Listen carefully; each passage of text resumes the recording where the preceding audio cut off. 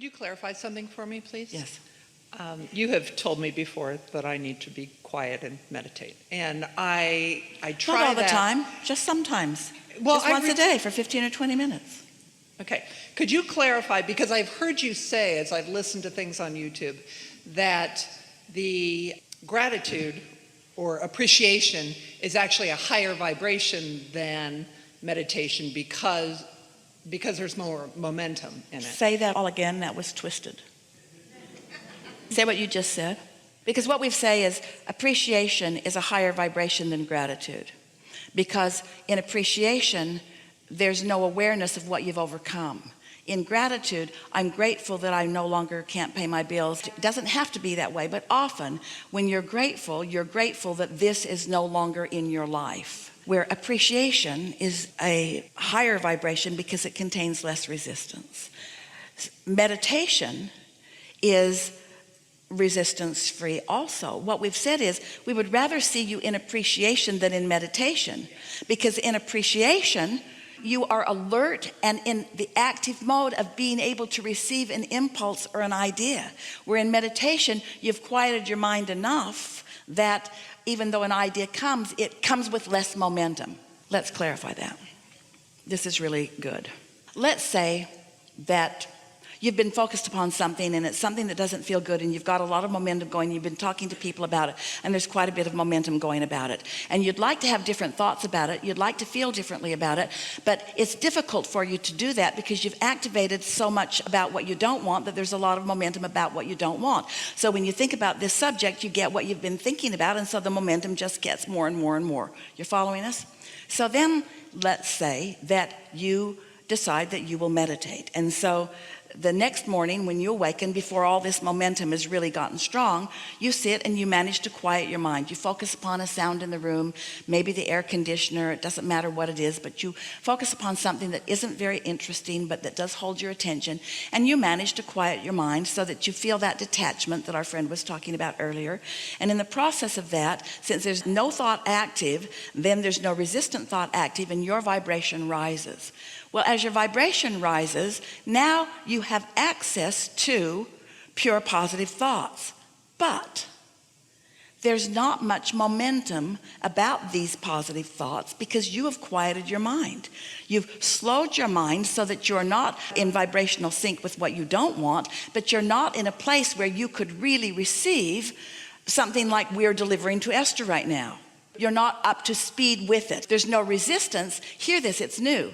There's no resistance in your vibration, but you're not up to speed with what your inner being would want to give you about all of that. You're not up to speed with all of it. So then you move into your day, you become more active with your mind, you begin thinking about things that you appreciate, you begin getting up to speed, and now later in the day when your momentum is faster, now the benefit of that meditation then kicks in, where you receive an idea, and because you're up to speed, you receive the idea. Does that make sense to you?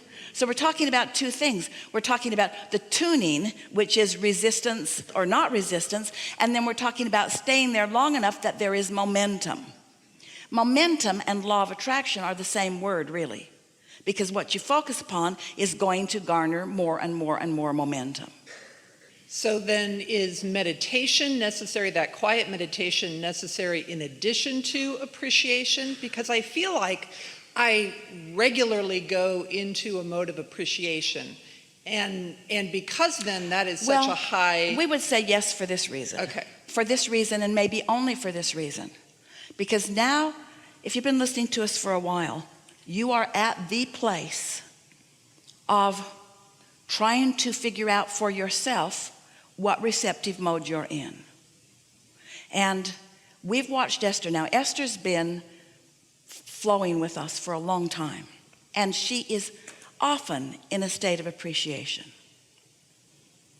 But there was so much benefit to her when she sat to meditate with the singular intent of just quieting her mind completely and allowing her vibration to rise, because then the first thought that occurred to her when she came out of meditation, she knew for sure where it came from. Meditation is a tool that will help you to know. You see, we can talk to you all day, and we're happy to do that.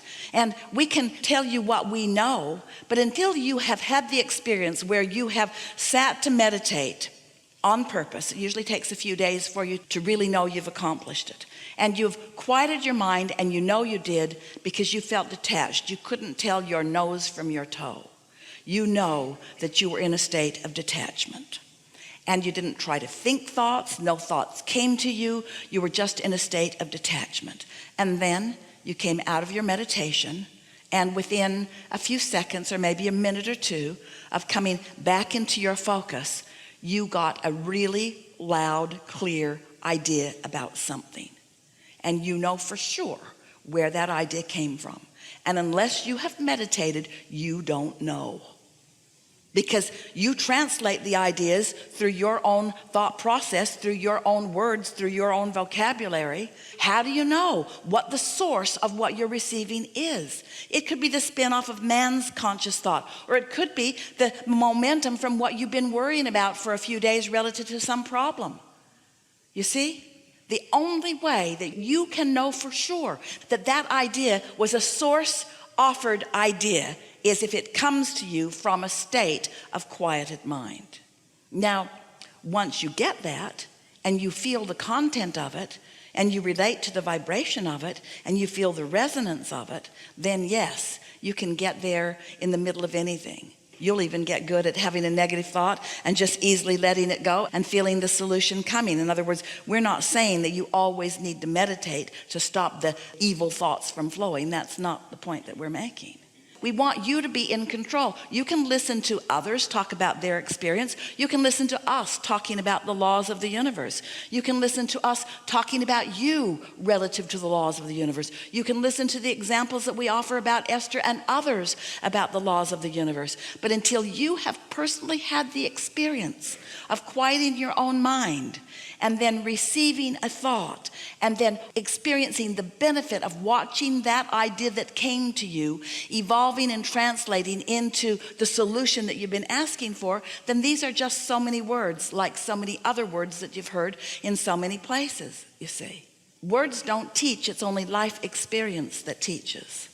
And so, of course, appreciation is certainly better for you than feeling negative about something. Optimism is always better for you than pessimism. There are so many things. There are a lot of things that work in this way and this way. We want you to understand the laws of the universe. We want you to unequivocally understand that you are an extension of source energy, and you can't know that through our words. You got to hook up with that source part of you and feel the resonance of what it feels like to be hooked up with that part of you before you know. Otherwise, all you know is that Abraham seems to think they know. You see, you got to show yourself. You got to show yourself. And so the reason that we brought meditation back into the conversation after so many other things that we've talked about is because so many of our very well-meaning friends are giving lip service to this body of work. You talk about law of attraction, but you don't do anything about controlling your own point of attraction. You use the words, but you don't find the vibration. And then you begin to doubt yourself when there's no reason to doubt yourself. You're getting exactly what you're offering. And so once you get this, and then you stop beating up on yourself, and then you meditate, and then you have some soft, gentle thoughts, and those soft, gentle thoughts evolve into exactly what you want, and you make the association between what you did to accomplish that. Now you've got it. Now you've got it. And you don't have to get it once to be able to do it relative to anything. It's the same law.